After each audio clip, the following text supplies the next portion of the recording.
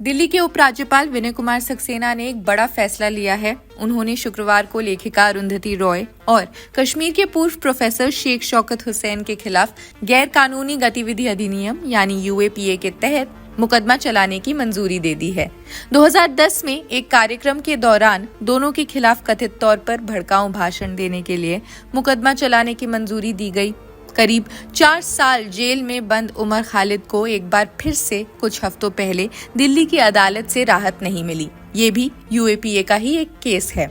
Karkardooma court ने उन्हें जमानत देने से इनकार किया। उन पर दिल्ली दंगों के मामले में बड़ी साजिशें रचने के आरोप दर्ज हैं। सितंबर 2020 से वो जेल में है। उमर खालिद ने अपनी जमानत के लिए एक याचिका सुप्रीम कोर्ट में दायर की थी, लेकिन बाद में उन्होंने अपनी याचिका वापस ले ली।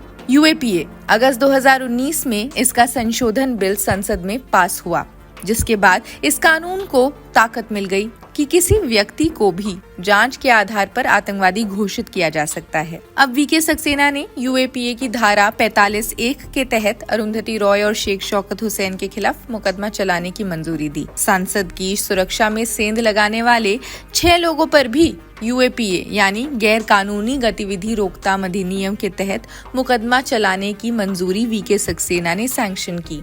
तब दिल्ली पुलिस की स्पेशल सेल ने इन 6 आरोपियों के खिलाफ दायर की 1000 पन्नों की एक चार्जशीट। इसके 2 महीने पहले विश्व कप क्रिकेट के फाइनल में भारत की हार और ऑस्ट्रेलिया की जीत पर जश्न मनाने के आरोप में 7 कश्मीरी छात्रों पर भी यूएपीए लगा दिया गया था। कथित तौर पर जश्न मनाने वाले कश्मीरी छात्रों के परिजनों ने उन्हें निर्दोष बताया। इन 7 छात्रों को 20 नवंबर को गिरफ्तार कर लिया गया था और वो फिलहाल पुलिस रिमांड पर हैं। 21 अक्टूबर 2010 को दिए भाषणों को लेकर कश्मीर के सामाजिक कार्यकर्ता सुशील पंडित ने 28 अक्टूबर को पुलिस में शिकायत दर्ज कराई। इसके बाद दिल्ली के मेट्रोपॉलिटन मैजिस्ट्रेट के आदेश के बाद अरुंधति रॉय और हुसैन के खिलाफ एफआईआर दर्ज की गई थी। अक्टूबर 2023 में दिल्ली के एलजी वीके सक्सेना ने सीआरपीसी की धारा 196 और आईपीसी की विभिन्न धारा 153A, 153B और 505 के तहत अरुंधति रॉय और हुसैन पर केस चलाने की अनुमति दी। यूएपीए का फुल फॉर्म होता है अनलॉफुल एक्टिविटीज प्रिवेंशन एक्ट। इसका मतलब है गैर कानूनी गतिविधि रोकथाम अधिनियम। इस कानून का मुख्य काम आतंकी गतिविधियों को रोकना है, लेकिन इस कानून के तहत पुलिस ऐसे लोगों को या एक्टिविस्ट को चिन्हित करती है जो कई तरह के सवाल उठाते हैं, चाहे वो सत्ता विरोधी हो या सोचने पर मजबूर करे। 1967 में ये कानून आया, लेकिन 2019 में संशोधन के बाद यूएपीए कानून के प्रावधानों का दायरा कुछ ज्यादा बढ़ गया। इसी वजह से इसका इस्तेमाल अपराधियों के अलावा एक्टिविस्ट और आंदोलनकारियों पर भी होता है। यूएपीए के सेक्शन 2 के तहत भारत की क्षेत्रीय अखंडता पर सवाल करने को गैर कानूनी गतिविधियों में शामिल किया गया है। जानकार बताते हैं कि अगर किसी शख्स पर यूएपीए के तहत केस दर्ज होता है तो उसे अग्रिम जमानत नहीं मिल सकती है।